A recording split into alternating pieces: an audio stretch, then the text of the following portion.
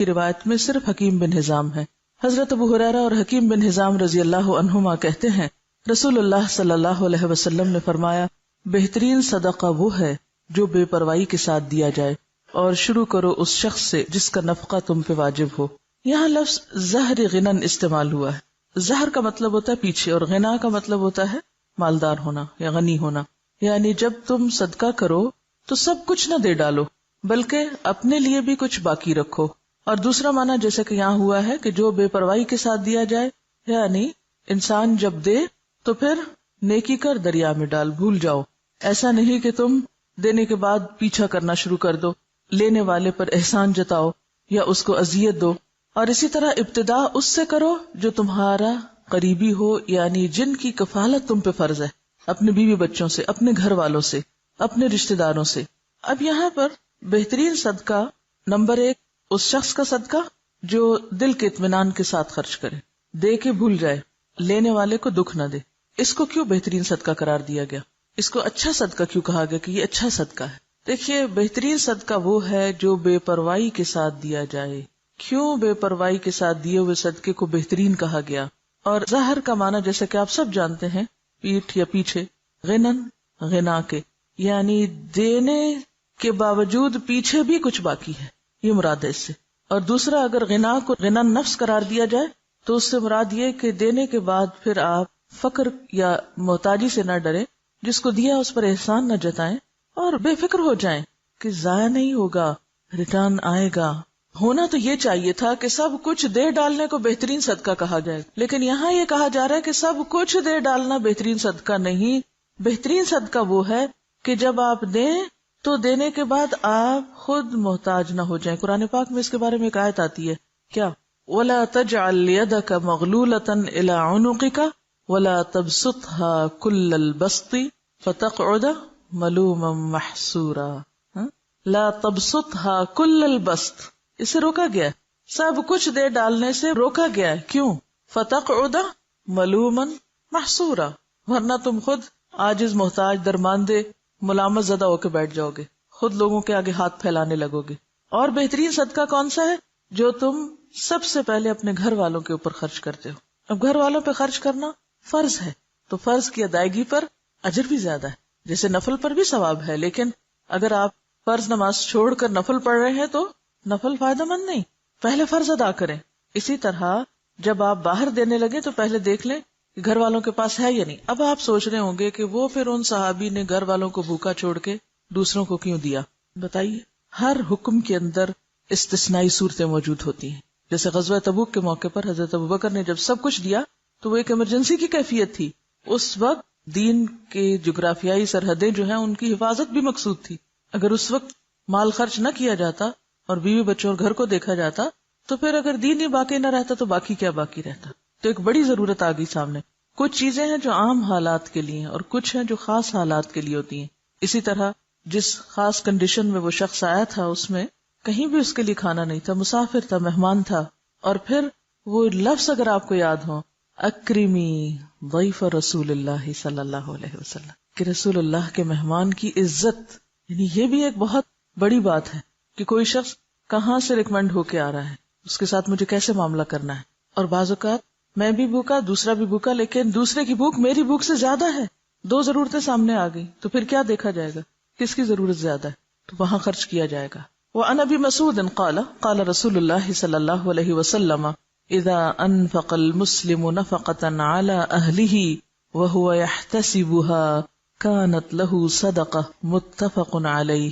وعن ابی مسعود، ابو مسعود رضی اللہ عنہ سے روایت ہے، قال، کہا، قال رسول اللہ، فرمایا رسول اللہ صلی اللہ علیہ وسلم نے، اذا انفق، جب خرچ کرتا ہے، المسلم، مسلمان، نفقتاً، کوئی خرچ، علی اہلہ، اپنے گھر والوں پر، وہوا، اور وہ، یحتسبها، ثواب کی امید رکھتا ہے اس سے، کانت، ہے، لہو، اس کے لیے، صدقہ، صدقہ، متفق علیہ، متفق علیہ روایت ہے۔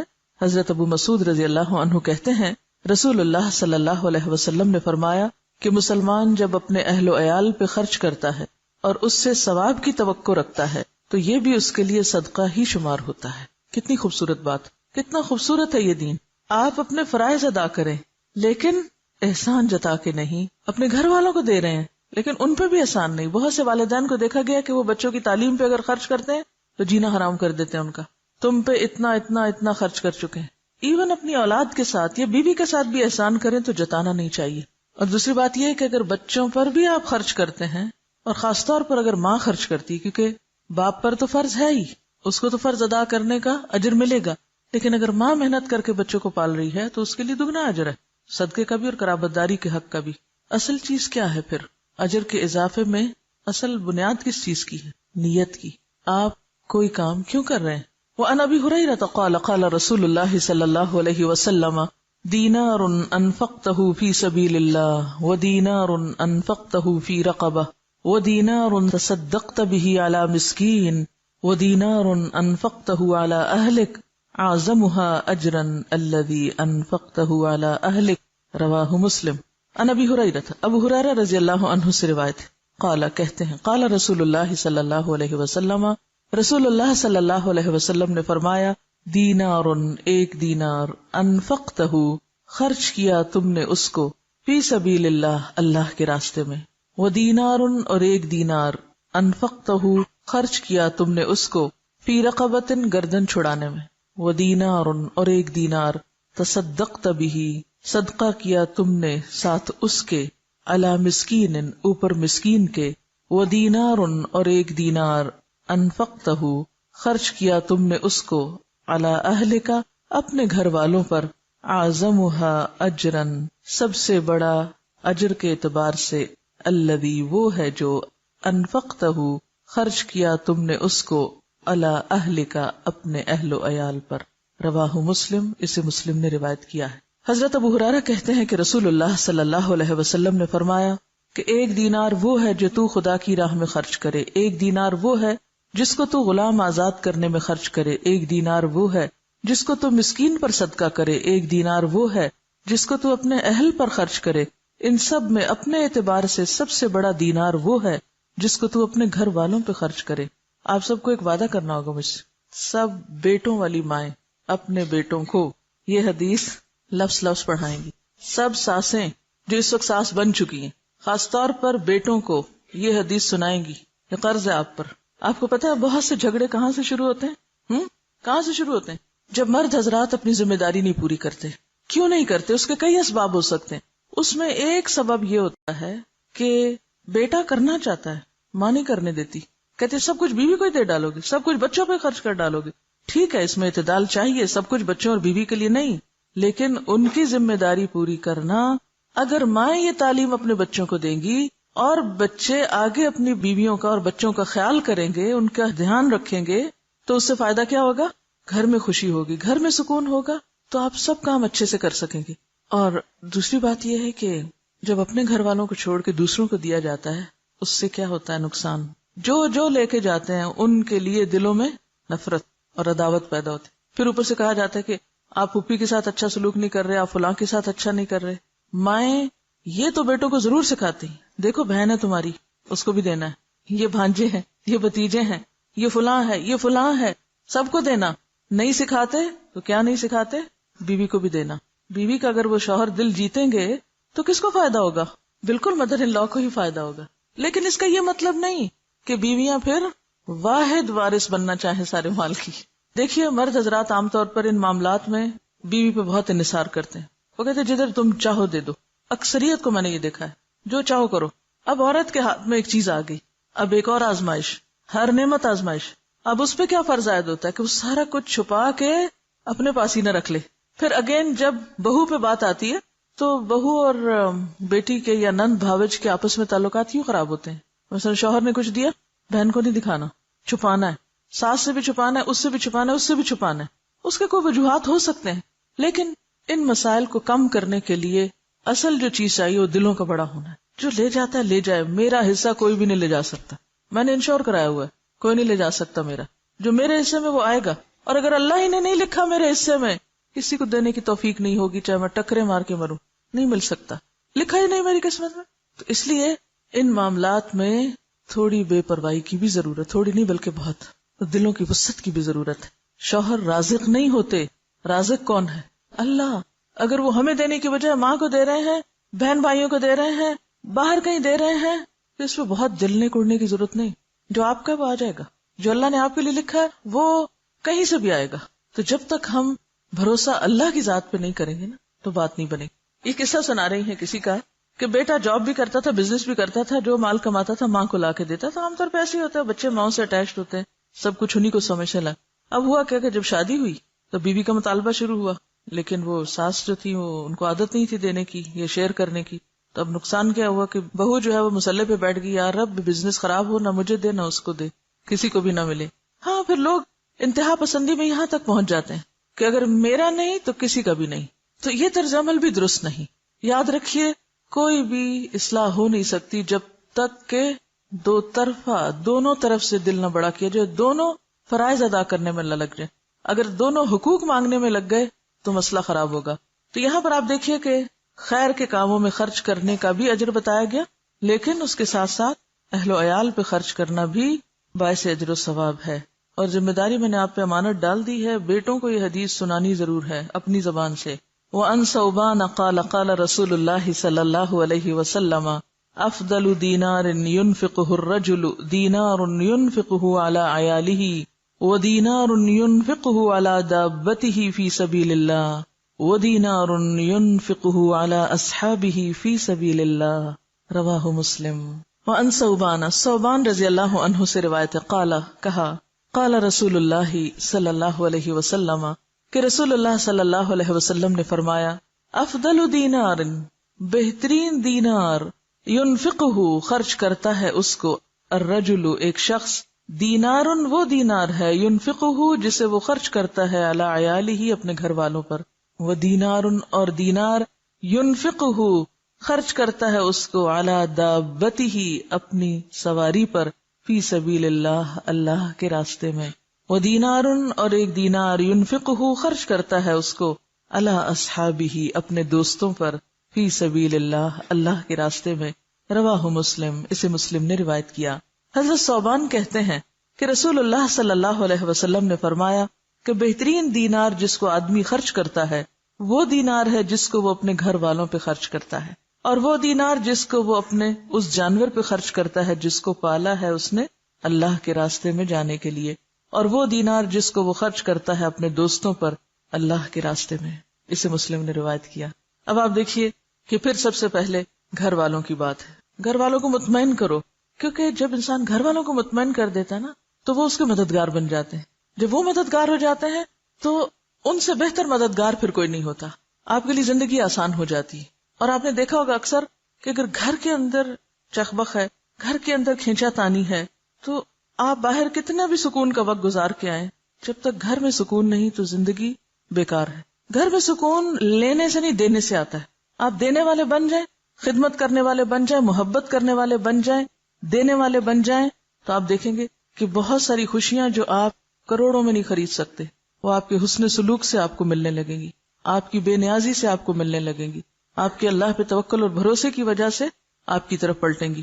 تو یہاں پر آپ دیکھیے کہ سب سے افضل دینار گھر والوں پہ خرچ کرنا. آپ نے گھر والوں کو کھلا دیا، پلا دیا، ضرورت کی چیزیں دے دی، پوری کر دی، وہ مطمئن ہے. اب آپ نکلیے باہر جانے کے لیے سواری چاہیے، اور سواری اللہ کے دین کے لیے. آج کل کوئی دابا یعنی کوئی جانور وغیرہ، جیسے گھوڑا گدھا تو نہیں ہوتا، لیکن گاڑیاں شاید گھوڑوں گدھوں سے بھی زیادہ خرچہ مانگتی ہیں. ہر تھوڑے دن کے بعد پیٹرول کی قیمت اوپر چلی جاتی. جب اوپر جاتی تو آپ سوچتے ہیں اوہ میرا فلاں اور فلاں وزٹ، اس کا کیا بنے گا. پہلا خیال یہ نہیں آتا گھر کے کاموں کا کیا، پہلا یہ آتا اوہ اب تو شاید میں پڑھنے نہ جا سکوں، اب تو شاید میں فلاں جگہ درس پہ نہ جا سکوں، پیٹرول بہت مہنگا ہو گیا. اب یہ جو آپ صدقہ باہر ادھر ادھر کرتے رہتے ہیں، وہ صدقہ اپنے ہی گاڑی میں کریں یا گاڑی کی مرمت. آپ کو پتا ہے کہ گاڑی کی مرمت بھی پھر ہزاروں مانگتی ہے، اسی گاڑی پہ لگائیں. اگر آپ کو کسی اور کو دینے کی نہیں بھی فرصت ملی تو جو گاڑی آپ اللہ کے راستے میں استعمال کر رہے ہیں وہ پیٹرول کھائے یا موبائل یا پھر مرمت CNG واٹ ایور، وہ کیا ہے؟ فی سبیل اللہ، صدقہ ہے. گاڑی پر لگانا صدقہ ہے. اور اگر آپ صدقے کی نیت سے لگائیں گے کہ یا رب یہ سواری اللہ کے راستے میں مجھے دور دور لے جاتی ہے، تو بہترین صدقہ ہے. اور پھر اور بھی اچھا اگر اس گاڑی پہ آپ کچھ اور لوگوں کو بھی سوار کر لیں یا کسی کو دے دیں استعمال کے لیے. وَدِينَارٌ يُنْفِقُهُ عَلَى أَصْحَابِهِ فِي سَبِيلِ اللَّهِ، اب جب آپ اللہ کے راستے میں نکلتے ہیں تو اکیلے کہاں نکلیں گے؟ اکیلے تو نہیں نکل سکتے، ساتھ ہوں گے نا ساتھی. جب ساتھی ساتھ ہوں گے، کسی کو کھانا چاہیے، کسی کو سواری چاہیے، کسی کو کتاب چاہیے، کسی کو کچھ چاہیے. پہلے گھر والوں کو مطمئن کیا، پھر راستے کا انتظام کیا، پھر جہاں گئے وہاں جو آپ کے ساتھی ہیں ان کی ضروریات کا خیال رکھا. بہترین صدقہ. آپ کو حدیث یاد ہے جس میں آتا ہے کہ بندوں کی محبت اگر چاہیے تو کیا کرو؟ جو کچھ بندوں کے ہاتھ میں ہے اس سے بے نیاز ہو جائے. بندے تم سے محبت کرنے لگیں گے، اور جب تک تم بندوں کے ہاتھ کی چیز کے پیچھے پڑے رہو گے محبت نہیں ملے گی ان سے. اور ونس وہ محبت کرنے لگ جائیں تو پھر آپ دیکھیں ان سے آپ کچھ بھی کروا سکتے ہیں، پھر مشکل نہیں ہوگا. ہم گھر والوں سے کھینچا تانی جب رکھتے ہیں تو نتیجتاً نہ وہ ہماری مانتے نہ ہم ان کی مانتے ہیں. تو گھروں کی کشمکش دور کرنا ضروری ہے، اور اس کے لیے مال اہم کردار ادا کرتا ہے. جو دینے والے نہیں ان کو دے کر سکھائیں. بعض لوگوں کو دینا آتا ہی نہیں، سیکھا ہی نہیں، بچپن سے ہی بخل پہ ٹریننگ ہے. اور سب سے بڑی بات ہی نا کہ اگر ماں باپ صرف یہ چند حدیثیں بھی بچوں کو سکھا دیں، بچپن میں ہی ذہن میں ڈال دیں، تو آپ دیکھیں گے کہ بڑے ہو کر وہ دل اتنے تنگ نہیں رہیں گے. اور جب ماں باپ ہی یہ سکھائیں کہ نہیں بس جمع کرو، کٹھے کرو، بچاؤ، کسی کو دینے کی ضرورت نہیں، پہلے اپنا آپ دیکھو، کیونکہ عموماً تو ٹریننگ اسی ڈھنگ پہ ہوتی ہے نا. تو پھر بڑے ہو کر عادت ہی نہیں ہوتی دینے کی، لہٰذا گھروں کے اندر ایک مسلسل جنگ کی کیفیت رہتی، رونا دھونا باقی رہتا ہے. عملی طور پر بچوں کے ہاتھ سے دلوانا شروع کریں، بہن بھائیوں کو دلوائیں، کیونکہ عام طور پر فقیر کو پھر بھی دے دیتے ہیں بچے، لیکن بہن بھائی کو چیز نہیں دیں گے. تو بہن بھائیوں میں شیئرنگ کی عادت ڈالیں، یہ چیز تمہارے لیے اور یہ چیز سب کے لیے. ہمارے والد جب کوئی چیز گھر میں لاتے تو بچوں سے کہتے سب کو تقسیم کرو، کوئی ڈرائی فروٹ ہو، کچھ بھی، وہ کہتے اچھا آج فلاں تم ادھر آؤ، سب کو دو. اس سے دینے کی عادت پڑتی اور اپنوں کو دینے کی عادت پڑتی، ورنہ انسان اپنوں کو دینے میں بعض اوقات زیادہ بخیل ہوتا ہے. دسترخوان سے یہ ٹریننگ شروع کی جائے. ہمارے والد ہمیں کہتے تھے کہ عید تمہیں رمضان میں مل جائے گی، کیونکہ رمضان میں ثواب زیادہ ہوتا ہے، تو میں تم لوگوں کو عید رمضان میں دینا چاہتا ہوں. ہمیں ہمیشہ عید ایک دن پہلے مل جاتی تھی، 2 دن پہلے. جب مل جاتی تھی تو پھر کہتے تھے اب تم اللہ کے راستے میں نہیں دو گے، پھر ہم ہی سے نکلواتے تھے. تو اس وقت تو دل بہت تھوڑا ہوتا تھا کہ یہ کیا مشکل ہے. تو یہ ہے کہ یعنی گھر میں کوئی ایسی چیز رکھ لیں جس میں ڈالتے جائیں بچے، کوائنز ڈالنے کا، کوئی برتن، کوئی پاٹ، کوئی اینی تھنگ. اور پھر جب وہ بھر جائے تو پھر جا کے خود اپنے ہاتھ سے خرچ کریں، یعنی اللہ کے راستے میں دیں، جہاں بھی دلوانا ہو آپ کو. ایدھی کی اگر آپ نے بایوگرافی پڑھی، میں نے ساری پڑھی، 3 دن میں پڑھی تھی میں نے، اور بہت کچھ سیکھا تھا میں نے اس میں وہ لکھتے ہیں کہ اس کام کے کرنے کے پیچھے کون تھا؟ کہتے ہیں میری ماں، بالکل پڑھی لکھی نہیں تھی اور بہت غریب گھرانے سے تعلق رکھتے تھے، لیکن ماں ان کے ہاتھ سے بہت صدقہ کرواتی تھی. وہ کہتے ہیں کہ وہ ایک چھتی کے اوپر وہ رکھی ہوئی ہوتی تھی ایک کٹورا یا پیالہ، اور اس میں پیسے ہوتے تھے، مجھے چڑھا کے اترواتی تھی، پھر کہتی جاؤ وہاں دے کر آؤ، اور مجھے دوڑاتی تھی دور دور تک گاؤں میں، اور جہاں جہاں ضرورت ہوتی تھی وہاں مجھے بھیجتی تھی. تو وہ کر کر کے ایک ایسی عادت پڑی کہ پھر وہ کیے بغیر چین بھی تو نہیں آتا. جب آپ کو بچپن سے عادت پڑ جائے تو پھر آپ نہیں چھوڑ سکتے، پھر وہ رگ رگ میں چلا جاتا ہے. اور بچپن سے بخل پہ بچوں کو پالے، رگ رگ میں بخل گھس جائے گا، ساری زندگی خود بھی اذیت اٹھائیں گے اور دوسروں کے لیے بھی وبال جان ہوں گے. کیونکہ بخیل شخص جو ہے اس کے ساتھ زندگی بسر کرنا سب سے مشکل کام ہوتا ہے. اور پھر آپ دیکھیے خاص طور پر یہ حدیث مسلم کی روایت ہے اور بڑی خوبصورت حدیث ہے جس میں کہ فی سبیل اللہ اپنے ساتھیوں پہ خرچ کرنا، ان کی ضروریات پر. وعن ام سلمۃ قالت قلت یا رسول اللہ الی اجر ان انفق علی بنی ابی سلمہ انما هم بنیہ فقال انفقی علیہم فلک اجر ما انفقت علیہم متفق علیہ. وعن ام سلمہ سے روایت ہے قالت کہتی ہیں قلت میں نے کہا یا رسول اللہ اے اللہ کے رسول صلی اللہ علیہ وسلم علی اجر کیا میرے لیے اجر ہے ان انفقا کہ میں خرچ کروں علی بنی ابی سلمہ ابو سلمہ کے بچوں پر انما ہم بنیہ بے شک وہ میرے بچے بھی ہیں. آپ کو معلوم ہے نا کہ حضرت ام سلمہ جو آپ کی اہلیہ محترمہ تھی ان کی شادی پہلے ابو سلمہ سے ہوئی تھی اور پھر وہ 4 بچے چھوڑ کر فوت ہوئے تھے اور وہ بچے اپنے ساتھ حضور کے گھر لائی تھی. فقال تو آپ نے فرمایا انفقی علیہم ان پہ خرچ کرو فلک اجر ما انفقت علیہم تو تمہارے لیے اجر ہے جو بھی تم ان پہ خرچ کرو گی. متفق علیہ متفق علیہ روایت ہے. حضرت ام سلمہ کہتی ہیں کہ میں نے حضرت صلی اللہ علیہ وسلم سے عرض کیا اے اللہ کے رسول صلی اللہ علیہ وسلم اگر میں ابو سلمہ کے بیٹوں پر جو میرے بیٹے بھی ہیں خرچ کروں کیا مجھ کو اس کا ثواب ملے گا؟ آپ نے فرمایا تو ان پر خرچ کر تجھ کو ثواب ملے گا اس کا جو تو ان پہ خرچ کرے گی. یہ سوال ام سلمہ کے ذہن میں کیوں آیا؟ کیونکہ عورت کے اوپر خرچ کی ذمہ داری نہیں، عورت پہ نان نفقہ واجب نہیں اولاد کا، یہ شوہر کا فرض ہے. لیکن اگر عورت کرتی ہے شوہر کے مر جانے کی صورت میں یا ایون زندہ ہوتے ہوئے بھی لاپرواہ ہونے کی صورت میں تو اس کے لیے سراسر اجر ہے اگر اپنے بچوں پہ خرچ کرتی ہے. اور اس میں اگلی حدیث تو بہت ہی زبردست ہے جو اس مسئلے کو بہت اچھی طرح صاف کر دیتی ہے.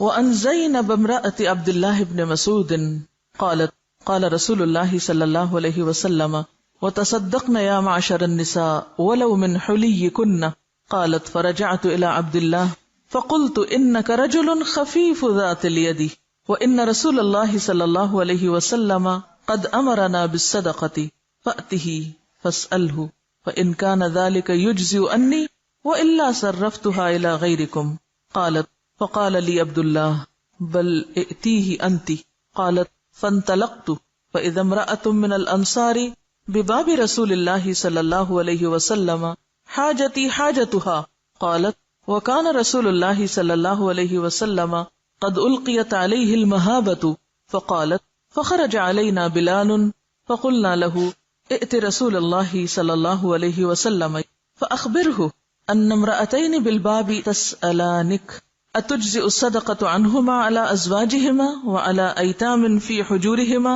ولا تخبره من نحن قالت فدخل بلال على رسول الله صلى الله عليه وسلم فسأله فقال له رسول الله صلى الله عليه وسلم من هما قال امرأة من الأنصار وزينب فقال رسول الله صلى الله عليه وسلم أي الزيانب قال امرأة عبد الله فقال رسول الله صلى الله عليه وسلم لهما أجران أجر القرابة وأجر الصدقة متفق عليه واللفظ لمسلم. ان زینب سے روایت ہے. کون زینب؟ امراتی بیوی عبداللہ ابن مسعود، عبداللہ بن مسعود کی. قالت کہتی ہیں قال رسول اللہ، فرمایا رسول اللہ صلی اللہ علیہ وسلم نے تصدقنا صدقہ کرو یا معشر النساء اے عورتوں کے گروہ، ولو اور اگرچہ من حلیکن تمہارے زیورات میں سے ہی کیوں نہ ہو. قالت وہ کہتی ہیں فرجعت تو میں لوٹی الی عبداللہ طرف اپنے شوہر عبداللہ کے، فقلت تو میں نے کہا انکا بے شک تم رجل ایک شخص ہو، خفیف ہلکے ذات الیدی ہاتھ والے، ہلکے ہاتھ والے یعنی غریب شخص ہو. وان رسول اللہ اور بے شک رسول اللہ صلی اللہ علیہ وسلم نے قد امرنا ہمیں حکم دیا ہے بالصدقۃ صدقے کا.